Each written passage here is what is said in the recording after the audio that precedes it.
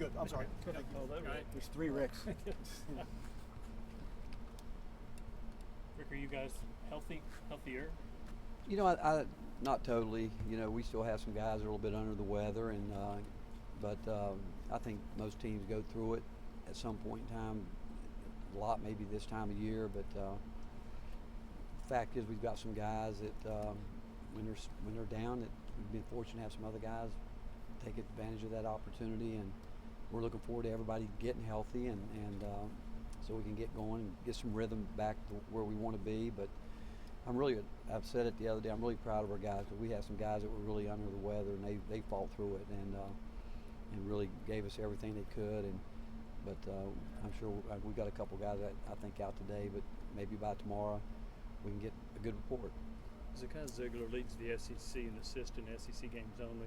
Would you talk about how efficient he's been, and if you plan to keep him in the starting lineup? Yeah, we're going to go with this lineup, and again, if everybody's healthy, that's when it comes time to go. But really proud of him and what he's doing, and just watching him really starting to understand the game and what that position calls for, and the fact that he's embraced it, and he's doing a great job, and he's only going to get better, learning how to manage games and manage his teammates. And really proud of Tyreek. I mean, again, we were not getting anything at the rim until Tyreek came in the game, and I think it shows his maturity. And the way we look at it, you know, we got 6, 7 starters, and I think our guys' maturity shows that. But really like this team, and the fact that it's a very unselfish group of guys. I know you said you liked the rebounding of Tyreek on Saturday, but it seemed like he was hunting his shot more than maybe normal. How much more do you need that from him?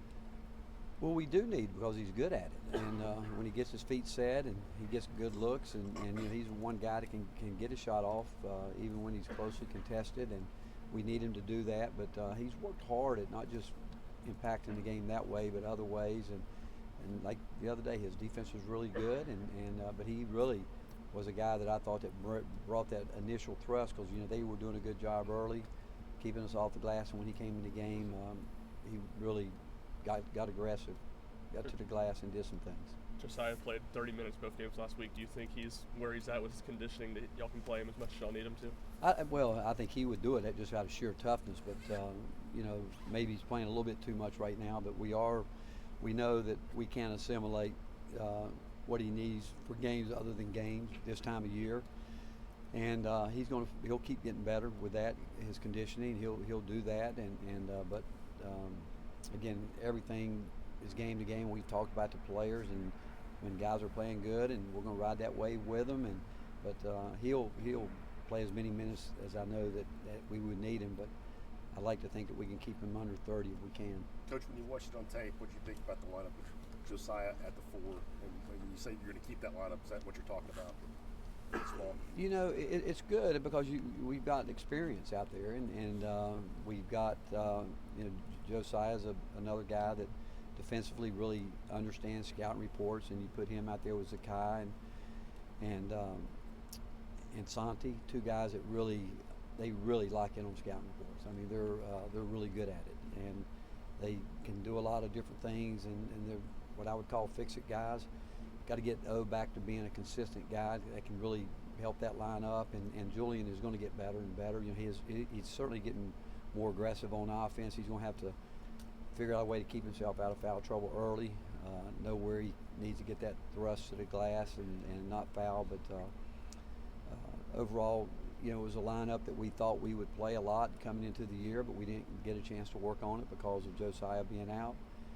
But the good thing about it is we through the season so far, we've been able to play different lineups, and that's what's been good about this team, that we can play different ways with different guys. Is it rare for a sophomore like Zakai to be one of the guys that's most locked into scouting reports? Yeah, well, and I know I overuse the term DNA, but it is in his DNA. I mean, he's just going to fight with whatever he's got to get through screens, and takes things. He's a high-level competitor.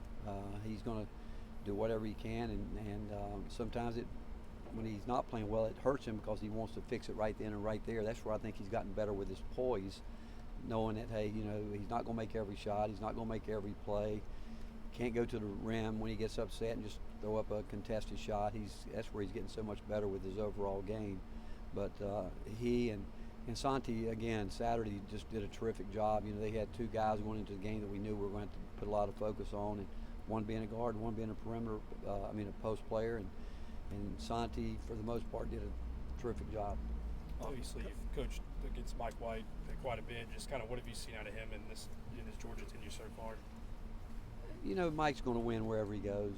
He's a terrific coach, and I mean, he did a terrific job at Georgia. At Florida, and he'll do a terrific job at Georgia. Mike's teams are going to be defensively. They're going to guard you. They're going to make you work on every possession. And being the coach that he is, he'll find a way with what he needs to do with his team offensively. And a guy that if it means to continue to tweak what he needs to do throughout, he'll do that. But they're going to play hard. They're going to be aggressive, and they're going to anything that's fundamentally to go with this game. His teams are going to be really good at it. Coach, the guys have Georgia and Texas this week. The ladies have UConn. And game day's coming in a couple times. Talk about the big week that it is for Tennessee basketball on a national stage. Well, as the further we go into the season, you know, everything gets magnified and it's bigger, and it's a compliment to our program and certainly to the University of Texas program that game day thinks this is the place to be on Saturday. But before we get there, we've got Georgia, and we know that believe me, we know that we've got to be ready to play, and we're certainly locked into where we are in the SEC and what we'd like to get done, and so we'll look at that one first. But I think again, it's really remarkable. Great job that Kelly's doing with all she had to deal with early in the year, and she and her staff. And so I'm not surprised that they are getting it going at the right time, because they know what they're doing. And again, they had to battle a lot early and get through it, and it seems like they're on their way. Where's Jemai, and what are the things that he needs to kind of buckle down on right now? Well, again, he's got to still continue to be consistent. He's got to do his job defensively and get to the offensive glass. He does that well too, and those are things that defensively we expect him to give us another guy that can go in and not only guard the ball and be a fixer, somebody can fix plays on defense, but offensively we just need him to settle down and just let the game come to him. Do you expect to have Euros back? You know what, Jimmy, I don't know. I mean, I haven't heard today. I mean, I'm sure I haven't seen him today, and so I don't know if he'll be. I haven't He's listened to expected to be available him. He's expected to be available today. There you go. Okay, there we go. Dr. Tom Setkoviak. That was it, Dr. Tom. Where's Jonas at in his development and consistency right now? Well, you know what, again, I tell you guys, you know, Jonas has a bright future. Those two things. He'll continue to develop and be consistent, that we know night in and night out what we can get from him. You know, he does, when he really wants to lock in and play, he's proven that he can really make an impact in games. And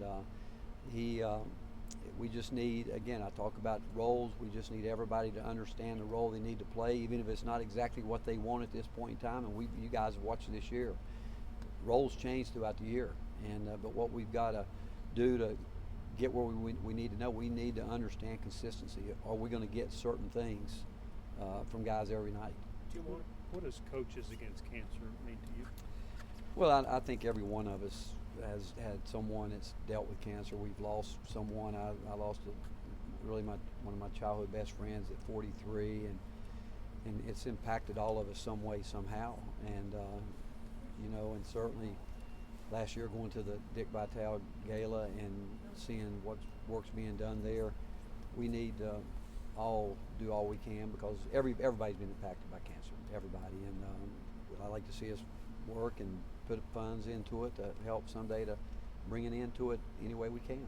How do you feel like Tyreek has improved as a leader since joining Tennessee? I think Tyreek has definitely added to his game in a lot of different ways. You know, he's by nature he's quiet, but you know, we've tried to tell him, and his teammates love him. You know, they do, and we put him in some situations this year that he's never been in, and he embraced it. He's never backed down from any of it, and we're fortunate that we were able to get him, because he's been a big impact with our program. Thank you, Coach. All right, thank you guys. Thank you.